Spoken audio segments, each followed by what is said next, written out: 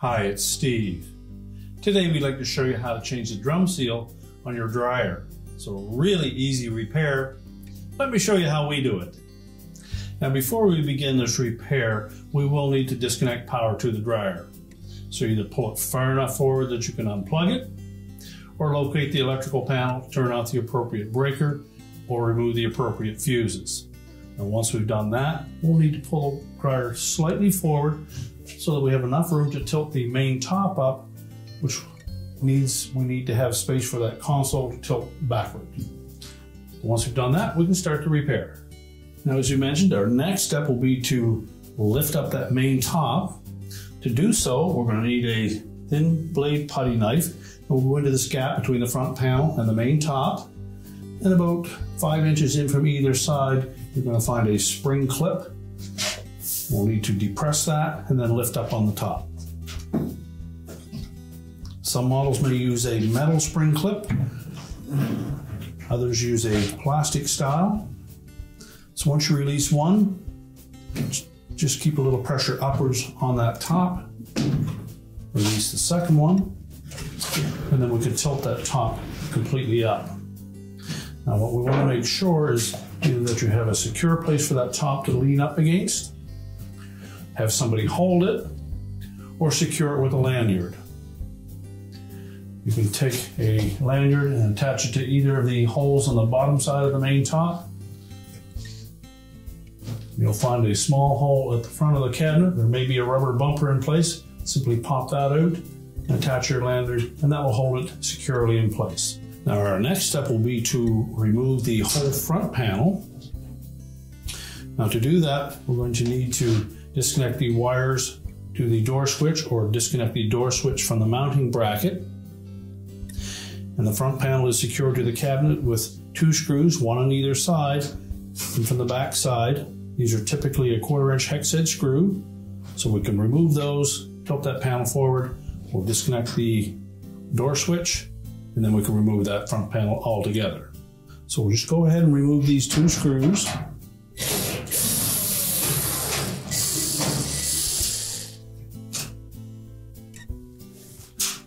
Remove the one on the opposite side. And we'll just tilt that front panel slightly forward. We'll want to disconnect the harness from that little clip. And then either disconnect the wires from the door switch, or disconnect the switch from the holder. To remove the switch from the holder, we're simply going to pull it away from the spring clips.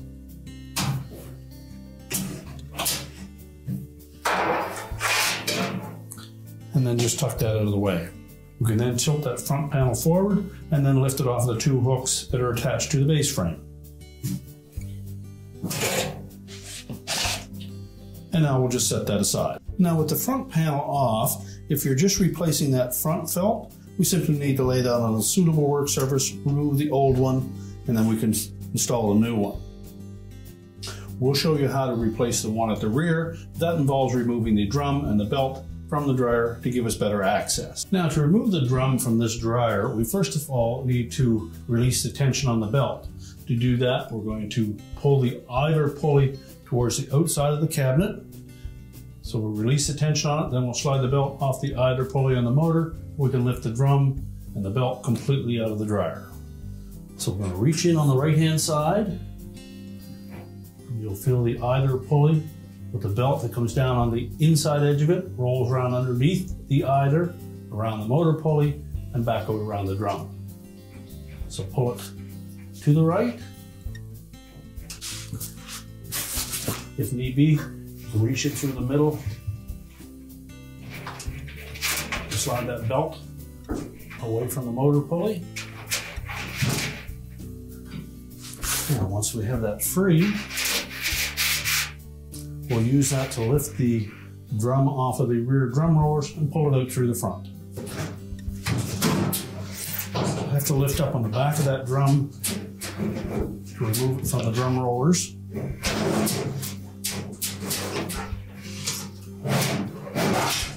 And then fit it out through the front of the cabinet. the lid at the back of the drum here is what sits on top of these drum rollers at the bottom of the rear bulkhead. Now, to make this job a little easier, we're going to remove these two drum rollers at the back. So we'll need a flat blade screwdriver to pry off that C-clip.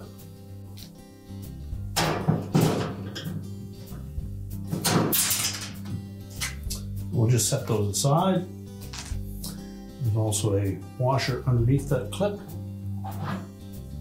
Make sure we don't lose that. Do the same for the opposite side.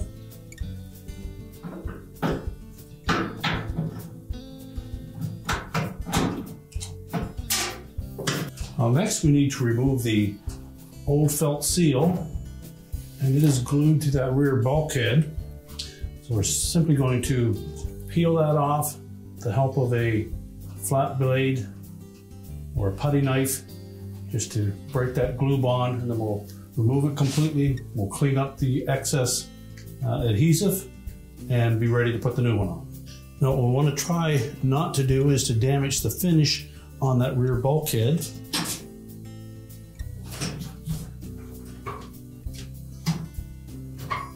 Just try to get in where the adhesive is.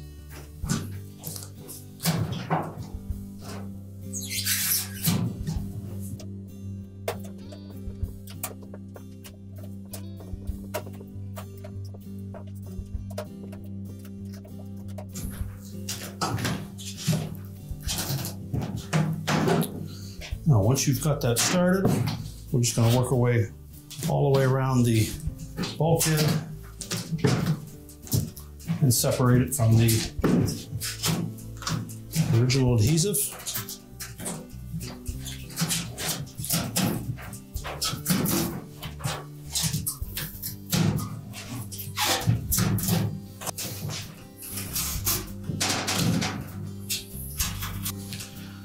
Now we'll need to inspect the areas where the adhesive did not come off with the old felt seal. We need to remove all of that from that bulkhead so we get a nice clean surface to apply our new one. Now that we have the old felt seal removed and we've removed the bulk of the adhesive that was adhered to that rear bulkhead, make sure it's clean and dry. If you've used a solvent to remove that remaining adhesive, make sure that you get that nice and clean and dry before you attempt to install the new felt seal. Now we'll need a high temperature adhesive to install that new felt seal. And you can either apply the adhesive to the edge of the new seal, or you may wish to apply it to the rear bulkhead. Now at the bottom of the bulkhead, it will be nearly impossible to apply that adhesive there, so you'll need to, at that point, apply it to actually just the felt seal. Now, keeping in mind with this felt seal, you'll see on one edge there are some little slits cut in that. That will be the edge that gets folded back away from the bulkhead. So the opposite edge is where the adhesive is going to go. You'll note that there's a seam at one spot on that felt seal, and there's really no front or back per se, although typically you'll find a couple of marks on one face of that, and we tend to put that towards the back. So we'll go ahead and apply some adhesive to our bulkhead and then begin to attach that felt seal.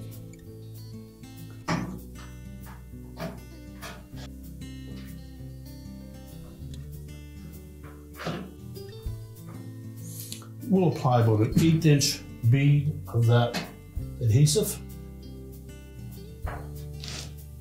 Make sure we position our seal appropriately. So when we lay that on there, we're actually going to have the finished face of that felt seal laying onto the adhesive.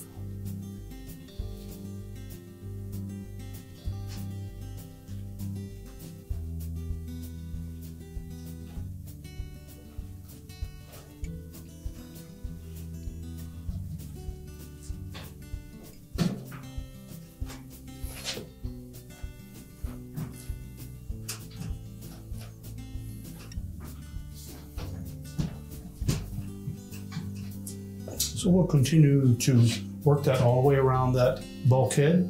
And as we say, you will need to apply the adhesive to the felt seal itself on the lower half of that seal.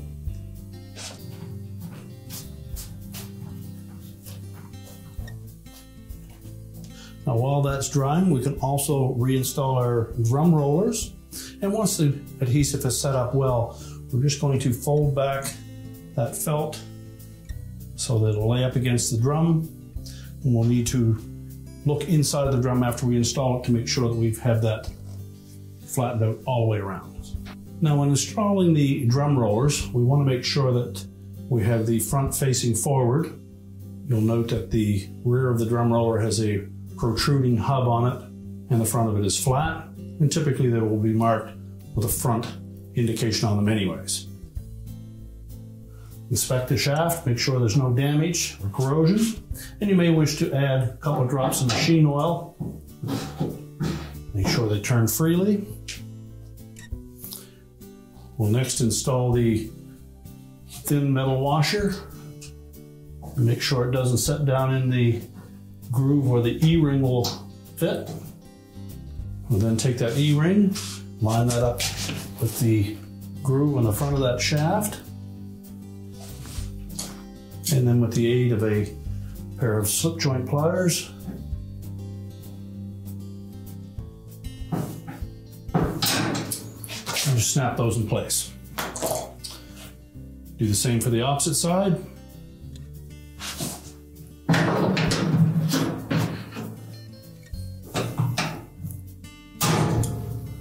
And now we're ready to put the drum back in. Now, as we mentioned, we're going to fold back that felt seal. Then we're going to lift the drum into place and use the belt to help us with that. It's fairly snug fitting through the front of the cabinet. And then we need to make sure that we fit that groove at the back of the drum over top of those drum rollers.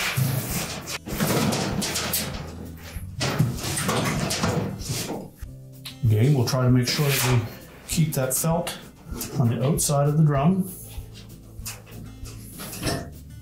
Then we'll need to reach inside and ensure that we get that lip sitting on top of those drum rollers.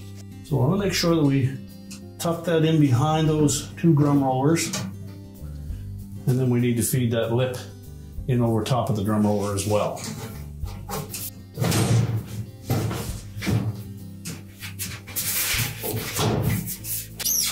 You need to have sufficient force against that rear bulkhead while rotating the drum, and then be sure that it's sitting on both rollers. We'll then inspect the top of the drum, make sure that the felt seal is again on the outside.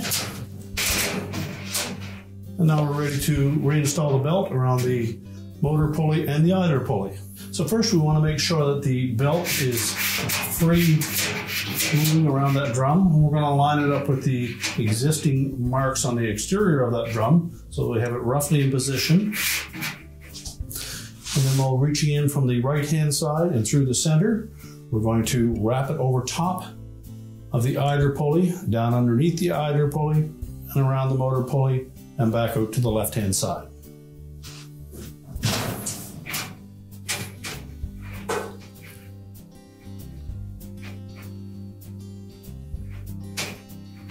Now we have the groove side of the belt against the drum, the flat side of the belt against the idler pulley, and the groove side against the motor pulley. So roll it over top of the idler pulley, loop it underneath. While holding a little bit of tension on it, we're then going to push that idler pulley over to the right hand side.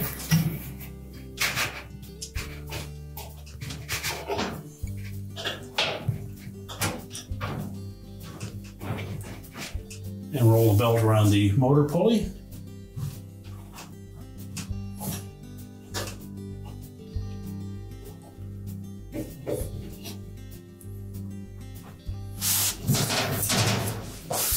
Now if you have everything in place, we should be able to rotate that drum and we'll see the blower will turn. And just give that a couple of rotations.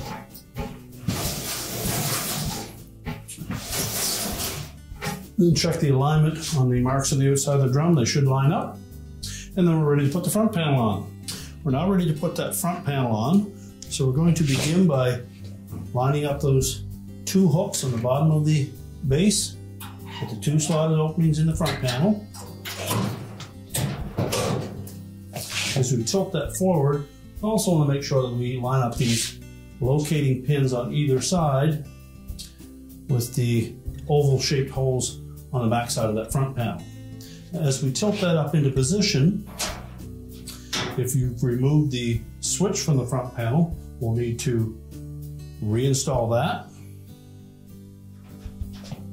To do so, we'll open up that door and hold the mounting bracket in place. And then simply spread those clips enough to fit the switch body in between them, making sure the push button stays in the center. Once that's secure, we can close the door up. Make sure both of those locating pins line up, and then we can install the two screws at the top.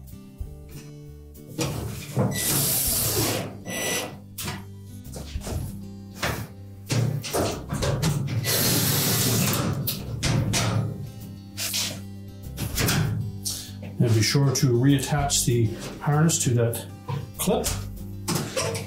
That will ensure that it doesn't come in contact with the drum as it's turning. We'll then remove the lanyard if you used one.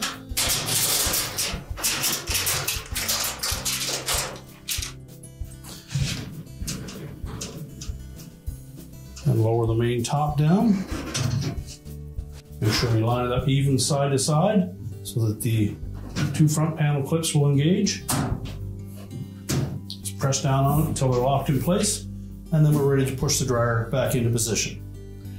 We're now ready to push the dryer back into place, reconnect the vent if you've disconnected it, reconnect the power, and your repair is complete.